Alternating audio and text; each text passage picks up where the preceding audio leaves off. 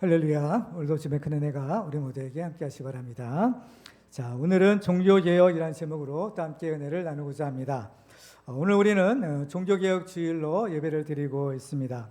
일반적으로 종교개혁이라고 하면 1517년 독일의 마틴 루터가 일으킨 종교개혁을 의미하고 있습니다. 그런데 종교개혁은 그때에만 있었던 것이 아니었습니다. 성경을 보면 여러 차례에 걸친 종교개혁이 있었던 것입니다. 오늘 보면은 예레미야 7장은 소위 성전 설교라는 제목을 가지고 있는데 바로 그 내용을 보면 그 시대의 종교개혁을 촉구하는 그러한 내용으로 이루어져 있습니다. 종교개혁이라는 것은 어떤 새로운 종교를 만들어내기 위한 것이 아니라 하나님을 잘 섬기는 바른 신앙으로 돌아가기 위한 그런 노력과 운동을 의미합니다. 그래서 우리에게 종교개혁이 필요한 이유가 있는데요. 그것은 우리 사람에게는 아담의 범죄한 이래로 죄의 쓴뿌리가 있고 또 부패한 그러한 속성들이 있어서 시간이 흐르게 되면 자연히 타락하고 진리에서 벗어나기 때문입니다. 그래서 교회의 역사는 끊임없는 종교개혁의 역사다라고 볼 수가 있어요. 그렇기 때문에 종교개혁이라는 것은 어떤 특정한 시대에만 있었던 역사적인 사건이 아니라 교회나 우리 성도들의 신앙생활에 있어서 계속적으로 요구되는 것이다 라고 할 수 있습니다. 오늘 우리는 주신 말씀을 통해서 우리에게 필요한 종교개혁이 무엇인지를 살펴보고 또 우리가 하나님 앞에 인정받는 바른 신앙생활을 하는 축복의 주인공들이 되기를 주님의 이름으로 축원합니다. 자, 우리가 이 바른 신앙을 회복하기 위해서는 무엇이 필요한가? 오늘 본문에서 세 가지 회복의 방법을 살펴보고 함께 은혜를 나누고자 합니다. 첫 번째, 우리가 바른 신앙을 회복하기 위해서는 바로 하나님의 말씀이 회복되어야 합니다. 자, 오늘 본문을 보면 하나님께서 예레미야에게 말씀을 주십니다. 자, 1절을 같이 읽어볼까요? 시작. 여호와께로부터 예레미야에게 말씀이 임하니라 이르시되 아멘. 구약 성경의 선지자나 또 오늘날 설교자에게 있어서 가장 중요한 일은 자기의 말이 아니라 하나님의 말씀을 전하는 것입니다. 그래서 오늘 보면 3절을 보면 예레미야는 자기에게 그 말씀을 주신 하나님이 어떤 분인가라는 것을 이렇게 기록하고 있어요. 3절을 보시겠습니다. 만군의 여호와 이스라엘의 하나님께서 이와 같이 말씀하시되 라고 합니다. 이 예레미야는 자기에게 말씀을 주신 이 하나님이 어떤 분이냐라는 것을 이 하나님의 이름을 통해서 우리에게 알려주고 있는데요. 바로 만군의 여호와 이스라엘의 하나님이시다라고 합니다. 성경에서의 하나님의 이름은 단순히 부르는 호칭이 아니라 하나님께서 그 이름을 통하여 자신을 이렇게 계시해 주시는 하나의 수단인 것을 볼 수가 있어요. 그래서 여기 보면 여호와 하나님의 이름이 나오는데 여호와라는 이름은 하나님이 약속하신 그 언약을 이루시는 하나님이다. 신실하신 하나님이심을 나타낼 때 여호와라는 이름을 쓰시는. 근데 또 여호와의 하나님 앞에 만군의 여호와라는 이름이 붙였어요. 이 만군의 여호와, 요새 만군이라는 것은 많은 군대들을 말하는 거예요. 근데 여기서는 단순히 군대만이 아니라 바로 하늘과 땅의 모든 세계를 다 통칭하는 것이 만군이라는 거예요. 그렇기 때문에 이 하나님은 어떤 분이시냐? 그 만군의 여호와, 만군을 다스리신 하나님이신데 그 만군의 여호와는 이 세상 만물을 다스리시는, 통치하시는 만왕의 왕이시다라는 거예요. 그리고 또 이 하나님은 강력한 능력을 가지고 계셔서 바로 이 죄인들, 특별히 악한 나라들을 심판하시는 분이고 그 심판을 통해서 우리 성도들을, 하나님의 백성을 구원하시는 구원자람이시다라는 것을 의미하는 것이 만군의 여호와라는 하나님의 이름인 것입니다. 근데 그 만군의 하나님이, 만군의 여호와가 이스라엘의 하나님이시다라고 말하는 거예요. 그렇죠? 어떤가요? 만군의 여호와 하나님이 이스라엘 하나님. 이것은 결국 바로 예수를 믿는 우리의 하나님이 되신다는 것을 의미하는 것입니다. 그렇죠? 세상 만물을 다스리시고 또 가장 강력한 힘을 가지고 계신 그 만군의 여호와가 바로 여러분의 하나님이시다라고 지금 말씀하고 있는 것입니다. 자, 그러면 이 만군의 여호와 이스라엘의 하나님께서 바로 그 하나님의 이름으로 지금 말씀을 주시는 겁니다. 그러면 그 말씀을 받은 사람들은 어떻게 반응을 해야 될까요? 그렇죠? 오늘 본문에 보면 이 말씀을 주신 대상이 두 종류의 사람이에요. 하나는 바로 예레미야요. 또 하나는 이스라엘 백성들이에요. 근데 먼저 예레미야는 하나님께서 직접 그 말씀을 주신 사람이죠. 예레미야는 선지자로서 하나님의 말씀을 받은 사람이에요. 그래서 예레미야에게 하나님이 뭐라고 하시는가 하면 오늘 2절을 보시겠습니다. 2절 한번 같이 읽어볼까요? 시작. 너는 여호와의 집 문에 서서 이 말을 선포하며 이르기를 여호와께 예배하러 이 문으로 들어가는 유다 사람들아 여호와의 말씀을 들으라. 아멘. 자, 예레미야에게는 뭐라고 하시는가 하면 너는 여호와의 집 문에 서서 이 말을 선포하라 라고 하시는 거예요. 여호와의 집이라는 것은 성전을 말하는 거죠. 성전 문에 서서 그렇죠? 바로 이 말을 선포하거라 라고 명령을 내리시는 겁니다. 그리고 이제 또 이 선지자를 통해서 바로 그 말씀을 들은 사람들이 있어요. 그 말씀을 들은 사람들은 바로 누구냐? 바로 여호와께 예배하러 문으로 들어가는 유다 사람들인 거죠. 그 사람들이 바로 예레미야 선지자는 제가 받은 하나님의 말씀을 전하는 그런 일을 하는 겁니다. 그러면 그 예레미야를 통해서 들은 하나님의 말씀, 바로 이스라엘 백성들은 바로 어떻게 했을까요? 자, 3절을 볼까요? 만군의 여호와 이스라엘 하나님께서 이와 같이 말씀하시되 너의 길과 행위를 바르게 하라. 그리하면 내가 너희로 이곳에 살게 하리라. 자, 이스라엘 백성들에게는 바로 너의 길과 행위를 바르게 하라라는 말씀을 주시는 거예요. 여기서 길이라는 것은 삶의 방향성을 의미하는 거예요. 그리고 행위라는 것은 구체적인 행동을 의미하는 표현입니다. 그러니까 너의 길과 행위를 바르게 하라. 그래서 바르게 하다라는 말의 원문을 또 보면 좋게 만들다, 선하게 만들다라는 뜻이 있어요. 그러니까 우리의 인생, 그래서 우리 가는 우리 인생길, 우리 인생을 선하게 하라, 바르게 하라. 그러니까 이것은 하나님의 뜻대로 살아라. 한마디로 말하면 그런 것이에요. 그 말씀에 우리가 순종하면 과연 어떤 일이 일어날까요? 바로 3절 하반절에 보면 그리하면 내가 너희로 이곳에 살게 하리라 하시는 거예요. 그렇죠? 살게 하리라 하는 거예요. 그러니까 하나님의 주신 말씀은 우리를 살리는 생명의 말씀이구나 라는 것을 알 수 있는 거예요. 그래서 그 말씀을 직행하는 사람에게는 그 말씀이 생명의 말씀이 되는 겁니다. 그러면 이스라엘 백성들은 이 하나님의 말씀을 받았을 때 그 말씀대로 순종했을까요? 아니면 순종하지 않았을까요? 오늘 본문에 그 해답이 있어요. 자, 13절 볼까요? 같이 읽겠습니다. 시작. 여호와의 말씀이니라 이제 너희가 그 모든 일을 행하였으며 내가 너희에게 말하되 새벽부터 부지런히 말하여도 듣지 아니하였고 너희를 불러도 대답하지 아니하였느니라. 아멘. 그러니까 순종했어요? 안 했어요? 안 했다는 겁니다. 그렇죠? 하나님의 말씀을 그냥 무시해 버린 거예요. 그렇죠? 그래 느헤미야서 9장 29절에 보면 이것을 이렇게 표현하고 있어요. 그들이 교만하여 사람이 준행하면 그 가운데서 삶을 얻는 주의 계명을 듣지 아니하며 라고 합니다. 그렇죠? 우리가 이제 그 에스겔 선지자에서도 보면 사람이 준행하면 삶을 얻는 계명이라고 했죠. 그러니까 이 말씀을 지키면 생명을 얻는, 삶을 얻는 말씀이라는 거죠. 그래서 이 하나님께서 이 생명을 얻는, 삶을 얻는 말씀을 주셨지만 그들은 지금 순종하지 않아요. 그래서 그들에게 무엇이 필요해요? 바로 이 개혁이 필요하다라는 것입니다. 그들이 필요한 개혁은 바로 하나님의 말씀의 권위를 회복하고 그 말씀에 순종하는 거예요. 그렇죠? 이것이 이제 말씀의 회복이 필요했던 겁니다. 하나님의 말씀의 회복, 바로 이것이 우리 종교개혁에 있어서의 가장 핵심이 되는 것이에요. 1517년도에 루터가 종교개혁을 일으켰을 때 몇 가지의 모토를 걸고 이렇게 종교개혁을 일으켰어요. 그 중에서 가장 중요한 첫 번째가 뭐냐면은 바로 오직 성경, 바로 솔라 스크립투라라는 그러한 표어였어요. 그 뭐냐? 성경으로 돌아가자는 거예요. 그렇죠? 그 당시에는 로마의 교회나 로마의 교황이 성경의 권위보다 앞섰던 시대예요.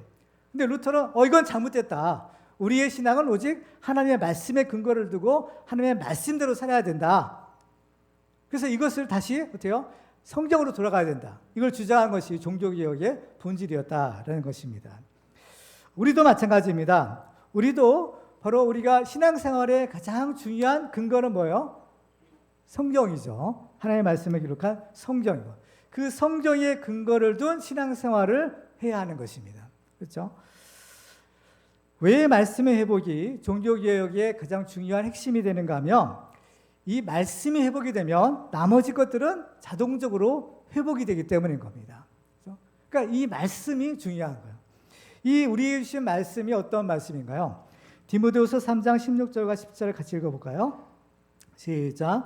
모든 성경은 하나님의 감동으로 된 것으로 교훈과 책망과 바르게 함과 의로 교육하기에 유익하니 이는 하나님의 사람으로 온전하게 하며 모든 선한 일을 행할 능력을 갖추게 하려 함이라. 아멘. 우리에게 주어진 이 성경책은 누구의 말씀이에요? 하나님의 말씀을 기록한 책이라는 거예요. 하나님의 말씀이 최고의 권위죠. 그때 우리 신앙생활도 성경 말씀대로 해야 한다라는 겁니다. 우리는 여기서 우리가 해야 될 종교교육이 무엇인지를 발견할 수가 있어요. 그것은 바로 오늘 주신 말씀처럼 하나님의 말씀으로 돌아가는 것입니다. 이런 측면에서 보면 예수님도 종교개혁자였다고 할 수 있을 것입니다. 예수님 당시에도 예레미야 시대처럼 바로 하나님의 말씀을 잘 지키지 않았던 시대예요. 오죽했으면 고르반이라는 말이 있을 정도로 사람들은 하나님의 말씀에 순종하지 않으려고 했던 겁니다. 그렇지만 예수님은 뭐라고 하셨나요? 하나님의 말씀을 지켜도 된다, 안 된다? 지켜야만 된다는 거예요. 그래서 마태복음 5장 17과 18절에 보면 이렇게 주님이 말씀합니다. 같이 읽어볼까요? 시작. 내가 율법이나 선지자를 폐하러 온 줄로 생각하지 말라. 폐하러 온 것이 아니요 완전하게 하려 함이라. 진실로 너에게 이르노니 천지가 없어지기 전에는 율법의 1.1획도 결코 없어지지 아니하고 다 이루리라. 아멘.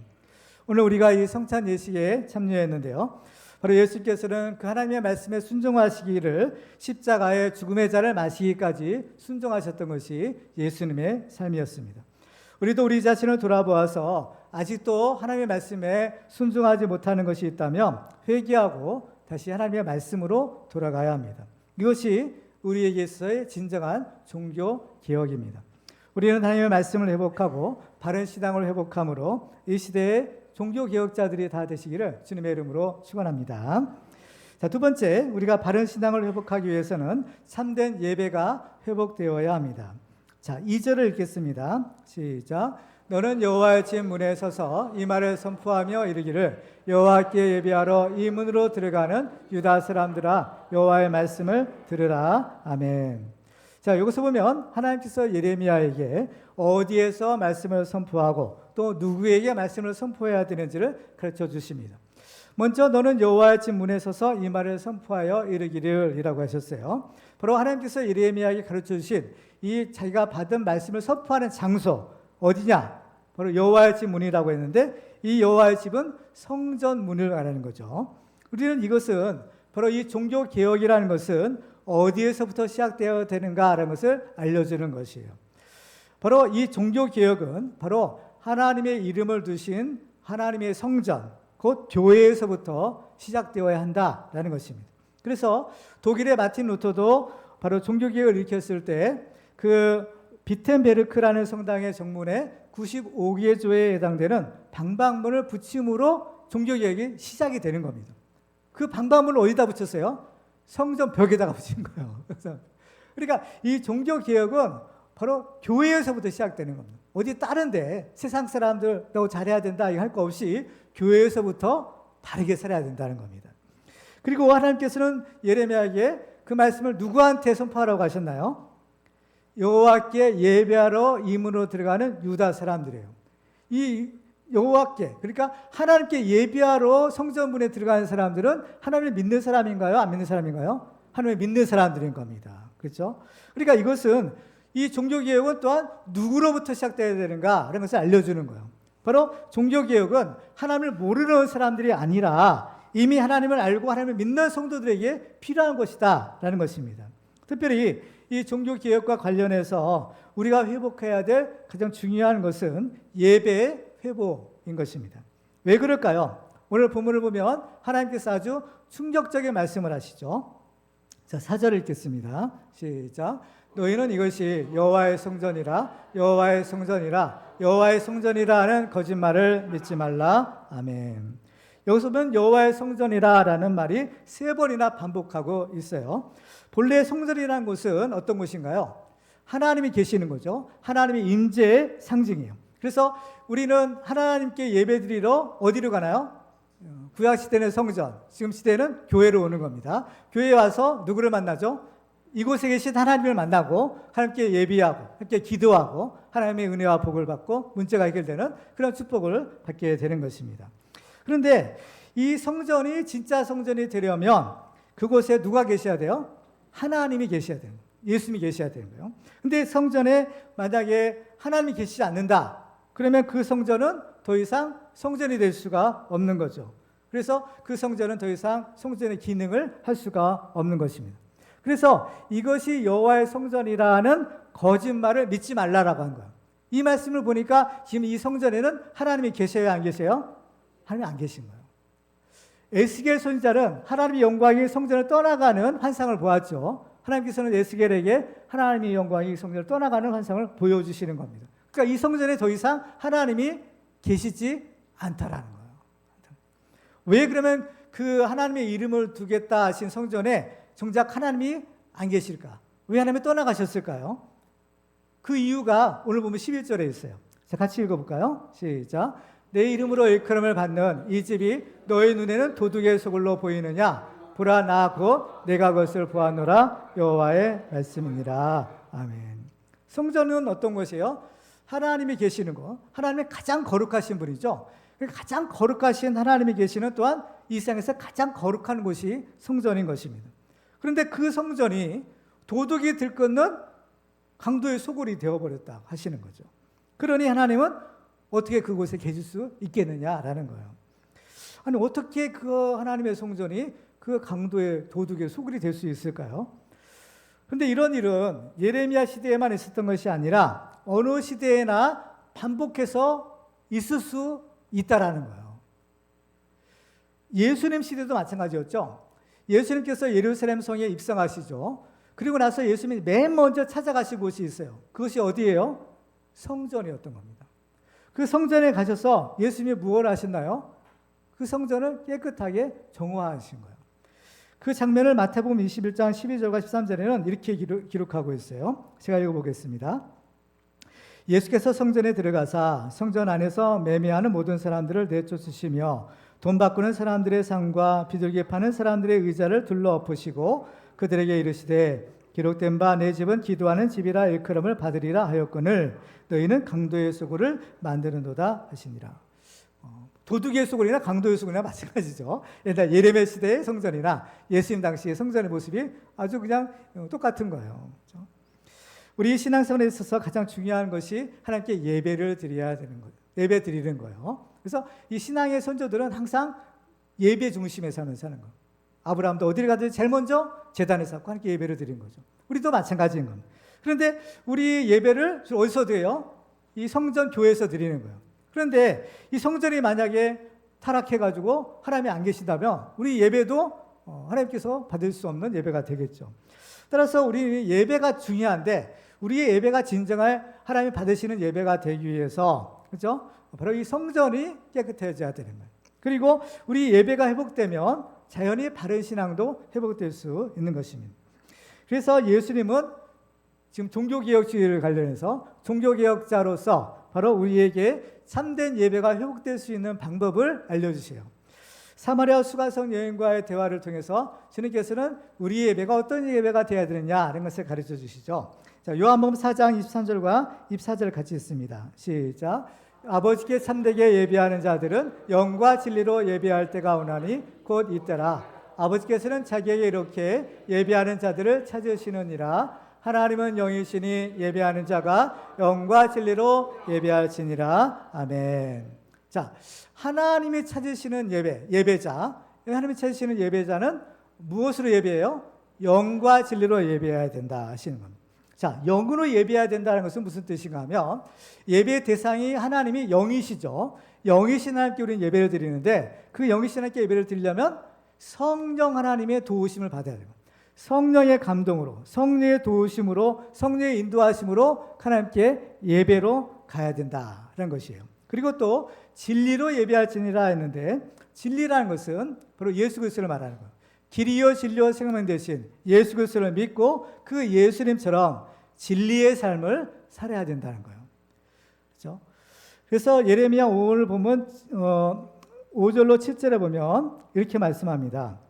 제가 읽어보겠습니다. 너희가 만일 길과 행위를 참으로 바르게 하여 이웃들 사이에 정의를 행하며 이방인과 고아와 과부를 압제하지 아니하며 무지한 자의 피를 이곳에서 흘리지 아니하며 다른 신들 뒤를 따라 화를 자초하지 아니하면 내가 너희를 이곳에 살게 하리니 곧 너희 조상에게 영원무토록 준 땅이니라 하십니다. 그러니까 이것은 뭐예요? 하나님의 진리의 말씀대로 바로 공의와 진리를 행하며 살아야 된다라는 것입니다. 그렇죠? 그래서 예배는 우리가 수직적으로 하나님께 드리는 것이지만 그 하나님께 드리는 예배가 하나님이 받으시는 예배가 되기 위해서는 우리의 이웃과의 관계에서 맺힌 것이 없어야 된다고 하셔요. 그래서 마태복음 5장 23절로 24절에 보면 이렇게 말씀합니다. 그러므로 예물을 제단에 드리러 갔다가 거기서 내 형제에게 원망 들을 만한 일이 있는 것이 생각나거든 예물을 제단 앞에 두고 먼저 가서 형제와 화목하고 그 위에 와서 예물을 드리라. 아멘. 그렇습니다. 그래서 오늘 말씀을 통해서 그렇죠? 바로 우리는 진실한 삶을 통해서 우리 예배가 회복되어야 되는, 그리고 예배가 회복되면 하나님의 찾으시는 참된 예배자가 되는 그러한 축복의 주인공이 될 수 있는 겁니다. 그래서 우리들도 바로 하나님 앞에만 나와서 예배드리는 것, 이 예배가 성공하기 위해서는 먼저 하나님의 말씀대로 이웃과의 관계에서 바로 공의와 정의를 행하는 삶을 살아가는 우리 모두가 되기를 주님의 이름으로 축원합니다. 마지막으로 우리가 바른 신앙을 회복하기 위해서는 바른 신학이 회복되어야 합니다. 자, 그러면 왜 이스라엘은 하나님의 백성이면서도 그 말씀에 불순종하고 또 예배에 실패함으로 종교개혁의 대상이 되고 말았을까요? 우리는 바로 이 질문에 대한 해답을 얻기 위해서는요, 바로 그들의 잘못된 신학이 바로 여기에 결정적인 역할을 했다라는 사실에 주목할 필요가 있습니다. 신학이란 것은 무엇인가 하면 바로 성경을 바르게 읽고 해석할 수 있도록 도와주는 학문을 신학이라고 해요. 근데 신학은 어디서 생겼느냐? 바로 이 성경을 바르게 이해하는 데서부터 신학이 생겨요. 그리고 이 신학을 통해서 성경을 바르게 이해할 수 있도록 도와주는 거예요. 그러니까 이것은 서로 순환 관계인 거죠. 그러니까 성경을 잘 해석하는 것에서부터 바른 신학이 생겨나고 또 이 바른 신학을 통해서 또 성경을 바르게 해석할 수 있는 그러한 일종의 순환 과정이 신학과 또 이 성경의 해석과의 관계다는 거죠. 이것이 다 서로 잘 맞아야 되는 것이에요. 그런데 만약에 신학이 잘못됐어요. 우리 이제 교회 전통에 보면 뭐 자유주의 신학이라든지 또 이렇게 사실 성경과 맞지 않는 그런 엉뚱한 신학이 한때 유행했던 적이 있어요. 그럼 만약 이 신학이 잘못되면 성경을 바르게 이해할 수가 없게 되는 거죠. 그래서 성경을 바르게 이해할 수 없으면 바른 신앙을 가질 수가 없는 거예요. 그렇기 때문에 잘못된 신학은 자연히 잘못된 신앙을 양성하게 되는 겁니다. 그래서 이 잘못된 신앙을 가진 사람들은 어때요? 하나님을 바르게 알 수 없고 하나님을 바르게 믿을 수도 없어서 결국 구원에 이르지 못하게 된다는 거죠. 예레미야 시대에 바로 이스라엘이 타락하게 되어서 하나님이 도저히 그들 가운데 거할 수 없게 된 까닭도 바로 결국에는 그들의 잘못된 신학에서 생겨나게 된 거예요. 그 결과가. 그 뿌리는 뭐예요? 잘못된 신학에 있었던 거죠. 당시 이스라엘 사람들은 몇 가지의 잘못된 신학을 가지고 있었는데 우리가 뭐 시간 관계상 자세히 살펴볼 수 없고 간단하게 우리가 살펴보면 그들에게 첫 번째로 다윗 언약의 신학이 있었어요. 자, 하나님을 사랑했던 다윗이 하나님의 성전을 건축하고자 하는 소원이 생기죠. 근데 하나님께서는 다윗은 안 되고 다윗의 아들 솔로몬을 통해서 성전을 건축하게 하십니다. 그렇지만 하나님께서는 다윗의 마음의 중심을 보시고 다윗을 축복하세요. 바로 이것이 다윗 언약이라는 것인데 이것이 핵심이 뭐냐면은 사무엘하 7장 16절이에요. 같이 한번 읽어볼까요? 시작. 내 집과 내 나라가 내 앞에서 영원히 보존되고 내 왕위가 영원히 견고하리라 하셨다라. 아멘. 자, 이것의 본래 의미는 무엇인가 하면 다윗의 후손에서 메시아가 나온다. 진짜 왕이죠. 만왕의 왕이신 예수님이 다윗의 후손에서 나오시다. 그래서 실제로 예수님은 족보상을 보면 혈통상으로는 다윗의 족보에 들어가는 거죠. 바로 이것을 말하는 거예요. 근데 이스라엘 사람들은 이것을 오해하는 것이에요. 어떻게 오해했느냐? 다윗의 왕조는 절대 망하지도 않고 영원히 계속된다라고 생각을 했던 거예요. 그렇죠? 근데 이런 신학은 어때요? 잘못된 신학인 거예요. 그렇죠? 이 잘못된 신학을 가진 결과로 무슨 일이 생겼느냐? 사실 참 불행한 일이지만 요시야 왕이 사실 죽게 된 겁니다. 요시야 왕은 이스라엘 몇 명 안 되는 훌륭한 왕들 중에 하나예요. 요시야 왕이 어때요? 성경을 발견하고 종교개혁을 일으켰죠. 대단한 종교개혁을 일으켜서 이것이 하나님 보시기에는 정말 잘한 일이었어요. 그런데 그 요시야 왕이 39살이라는 젊은 나이에 애굽과의 전쟁에서 죽고 맙니다. 전설하는 거예요. 그런데 성경에는 그 이유를 뭐라고 하는가 하면 그가 하나님의 말씀을 무시했기 때문이라고요. 하나님을 잘 믿는 사람이 왜 하나님을 무시할까? 보세요. 역대하 35장 21절을 보면 하나님께서 애굽의 왕이요. 이 누구는 바로 누구인데 애굽의 왕을 통해서 하나님의 말씀을 전해주시죠. 뭐라고 하는가 하면 제가 읽어보겠습니다. 누구가 요시야에게 사신을 보내어 이르되 유다 왕이여 내가 그대와 무슨 관계가 있느냐 내가 오늘 그대를 치려는 것이 아니요 나와 더불어 싸우는 족속을 치려는 것이라 하나님이 나에게 명령하사 속히 하라 하셨은즉 하나님이 나와 함께 계시니 그대는 하나님을 거스르지 말라 그대를 멸하실까 하노라 하나. 그러니까 하나님께서는 애굽의 바로를 통해서 이제 북쪽에 있는 나라를 치라 명령을 내리셨다는 거예요. 그래서 자기는 이 하나님의 명령을 받아서 지금 올라가고 있는데 그 중간에 있는 유다 왕이죠. 요시야가 가로막고 선 거야. 그러니까 이 애굽 왕이 나는 너를 해치려고 하지 않는다. 그렇죠? 왜 너가 죽고자 하느냐? 그렇죠? 이것은 하나님의 나한테 주신 사명을 감당하는 것이기 때문에 너는 빠져라 하는 거야. 그런데 요시야 왕은 어때요? 굳이 애굽과 싸워서 결국 죽고 마는 거야. 그렇죠? 알아요. 그러니까 아무리 선한 왕이라 할지라도 하나님의 말씀을 오해하고 그 말씀에 순종하지 않으면 심판에서 예외가 될 수 없다라는 것을 말합니다. 지금 어쩌면 요시야를 비롯해서 그 시대의 사람들은 요시야 같은 선한 왕이 어떻게 죽을 수 있느냐? 하나님은 절대로 요시야는 지켜주신다. 왜? 다윗 언약이 있잖아요. 이걸 믿은 거예요. 그런데 그들의 그 다윗 언약은 잘못된 해석이 아니라 잘한 해석이 아니라 잘못된 해석을 가지고 있는 일종의 자기들만의 신념이었던 거죠.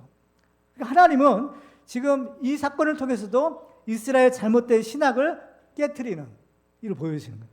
두 번째는 잘못된 성전 신학을 가지고 있어요.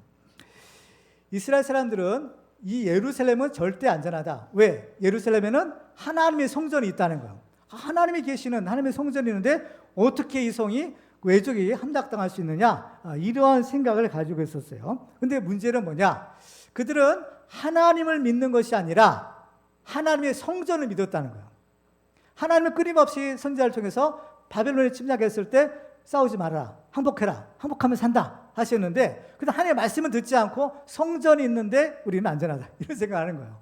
그러니까 뭐예요? 이 성전을 우상처럼 여긴 거예요. 그렇죠?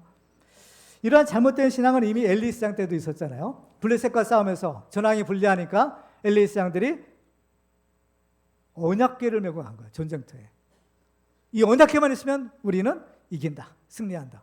근데 어때요? 그들의 기대가 완전히 깨지죠. 전쟁에서는 지고 set상가상으로 가지고 나갔던 블레셋, 이 언약궤마저도 블레셋에 빼앗기는 결과가 있었던 겁니다. 정말 이렇게 우리는 이게 성경을 좀 잘 해석할 필요가 있는 거예요. 이걸 잘 해석하지 못하면 엉뚱한 짓을 저지르는 겁니다. 하나님을 믿는데 하나님이라는 이름에 또 하나의 우상을 섬길 수 있다는 거예요. 이러한 경고를 주시는 거예요. 종교개혁주의를 맞이해서 우리에게 하나님께서 계속해서 말씀하시는 것이 뭐냐면은 이 하나님의 이름이라는 우상을 깨트리라는 거예요. 이 우상은 하나님의 말씀대로가 아니라 우리의 생각이에요. 우리의 어떤 관습이요. 그렇죠? 이런 것이 우상이 될 수도 있다는 겁니다. 그렇죠? 그래서 오늘 12절을 보세요. 12절 한번 읽어볼까요? 시작. 너희는 내가 처음으로 내 이름을 둔 처소 실로에 가서 내 백성 이스라엘의 악에 대하여 네가 어떻게 행하였는지를 보라. 어떻게 행하셨어요? 실로는 성소가 있는, 성막이 있는 곳이에요. 장소예요. 거룩한 곳이죠. 근데 어때요? 하나님이 탁 깨부신 거예요. 언약궤 메고 나갔을 때 어때요? 전쟁에서 졌는데 블레셋 그때 이 성소를 파괴합니다. 그래서 언약궤는 블레셋 땅으로 가고 결국에 이제 하나님께서 언약궤를 보내주시지만 엉뚱한 곳에 있게 되는 거예요. 이 결과를 보라는 겁니다. 한번 보라는 거예요. 이스라엘 사람들은요, 참 이런 잘못된 신학에 쩔었었던 거예요. 그러면서 하나님을 우리는 잘 믿는다면서 사실은 하나님과 상관이 없는 신앙생활을 했더라는 겁니다.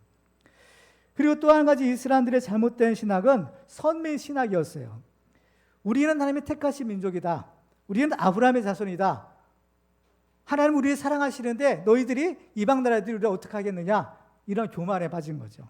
그렇지만 하나님이 이스라엘 택해 주신 것은 하나님의 은혜로 된 것이지 이것이 자기들의 어떤 특권이나 자랑이 될 수는 없는 겁니다. 이스라엘 사람들은 이것을 오해한 거예요. 자기의 축복했다는 사명을 감당하지 않고 오히려 이것을 어때요? 다른 사람을 멸시하는 그런 교만한 수단이 되고 만 것이죠. 세례 요한이 그들에게 아주 정확한 책망을 합니다. 세례를 베풀 때 바리새인들, 사두개인들이 왔을 때 뭐라고 해요? 이 독사의 자식들아 라고 말하죠. 그러면서 뭐라고 합니까? 마태복음 3장 9절에 보면 속으로 아브라함이 우리 조상이라고 생각하지 말라. 내가 너에게 이르노니 하나님이 능히 돌들로도 아브라함의 자손이 되게 하시리라 하시는 거예요. 사도 바울도 고린도서 15장에서 이렇게 말씀하죠. 형제들아 내가 이것을 말하노니 혈과 육은 하나님의 나라를 이어받을 수 없고 또한 썩는 것은 썩지 아니하는 것을 유업으로 받지 못하느니라 하십니다.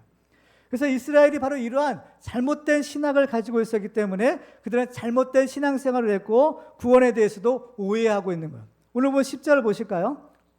10절이에요. 내 이름으로 일컬음을 받는 이 집에 들어와서 내 앞에 서서 말하기를 우리가 구원을 얻었나이다 하느냐, 이는 이 모든 가증한 일을 행하려 함이라. 온갖 못된 짓은 다 저지르면서도 하나님의 성전에 들어와서 제사 드리는 것으로 인해서 우리가 구원을 얻었습니다, 이렇게 말한다는 거예요. 우리가 구원의 확신을 갖는 것은 너무나 중요한 일이지만 만약에 잘못된 근거를 가지고 구원의 확신을 갖는다, 이것은 사실 없는 것만 못한 거예요. 왜? 잘못된 근거의 구원의 확신은 우리 자신을 구원할 수 없기 때문인 겁니다. 그렇기 때문에 우리는 바른 신앙을 위해서는 바른 신학을 가져야 되는 거예요. 근데 이 바른 신학을 항상 방해하는 악한 세력들이 있어요. 그들이 지금 보면 이단과 같은 거예요. 바울이 싸움이 뭐냐면은 이단과의 싸움이에요. 이 복음의 진리를 지키기 위해서 이 바울은 그냥 뭐 목숨 걸고 지킨 겁니다. 왜 그랬느냐? 바울이 로마서 1장 16절에서 이런 얘기를 하죠. 같이 읽어볼까요? 시작. 내가 복음을 부끄러워하지 아니하노니 이 복음은 모든 믿는 자에게 구원을 주시는 하나님의 능력이 됨이라. 먼저는 유대인에게요 그리고 헬라인에게로다. 아멘. 복음의 능력은 모든 믿는 자를 다 구원하시는 하나님의 능력이라는 거예요. 그런데 만약에 이 복음이 변질이 됐어요. 복음이 변질됐으면 그 복음은 사람들을 구원할 수 있는 능력이 있을까요? 없을까요? 없는 거예요. 잘못된 복음을 듣고 믿어요. 그러면 그 복음은 복음이 아니에요. 그 사람은 구원받을 수가 없는 거예요. 이단들이 하는 짓이 그겁니다. 그때 그 이단들의 배후에는 반드시 마귀가 있는 거예요. 마귀가 있는 거예요. 그 때문에 루터가 종교개혁을 일으켰을 때도 마찬가지였어요. 그 당시에 잘못된 신앙이에요. 그때 소위 말하는 우상이죠. 바로 교황의 권위가 성경보다 더 높아요. 교황의 말씀이 성경 말씀보다 더 높아요. 안 된다, 잘못됐다, 성경으로 가야 된다, 이것인 겁니다. 하나님은요, 성경을 보면 제일 미워하시는 것이 있어요. 그게 무엇인가 하면 우상이에요. 그래서 하나님은 우상을 절대 용납하는 분이 아닙니다. 그래서 하나님이 역사하시는 건 뭐냐? 우상을 다 깨트려 버리시는 거예요. 우상을 깨시는 거예요. 보이는 우상도 깨트려 주시고 보이지 않는 우상도 깨트려 주시는 거예요. 이 우상은 바깥에도 있을 수 있지만 우리 안에도 있을 수 있어요. 이것은 교회 바깥에 수 있지만 교회 안에도 있을 수 있는 거예요. 성전 밖에도 있지만 성전 안에도 있는 거예요. 그래서 이스라엘 역사를 보면요, 하나님께서 계속해서 그 이스라엘의 우상을 깨트리시는 작업을 하는 겁니다. 잘못된 신학이 있었다고 했잖아요. 그 잘못된 신학이 일종의 우상이었던 거예요. 하나님 뜻과는 상관없는 겁니다. 자기들이 원하는 것들을 우상으로 만들어 놓은 거예요. 자기들이 생각하는 것, 이렇게 했으면 좋겠다, 이걸 자기들의 신념으로 삼고 이것을 마치 신앙인 것처럼 섬기는 거예요. 그런데 하나님은 그걸 인정하지 않으세요. 이것은 우상이에요. 하나님은 그 우상을 깨트리시고, 우상을 깨트릴 때 우상 숭배하는 자들도 같이 망해야 되는 겁니다. 그래서 그 증거가 뭐예요? 오늘 보면 14절과 15절에서 이렇게 경고하시죠. 그죠?